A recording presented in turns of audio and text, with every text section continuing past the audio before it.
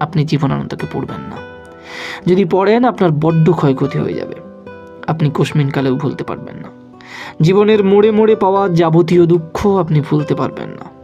যদি একান্ত জেদের বশে ভুলে যাওয়ার চেষ্টাও করেন, তবে কোনো এক জ্যোৎস্নামুখর রাতে জীবনানন্দ এসে আপনাকে মনে করিয়ে দেবে, পৃথিবীর পথে আমি কেটেছি আচড় ঢের, অশ্রু গেছি রেখে।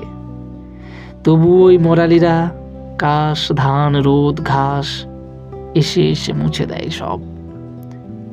ফিসফিস করে নক্ষত্রটা বলে উঠবে, এ পৃথিবী একবার পায় তারে,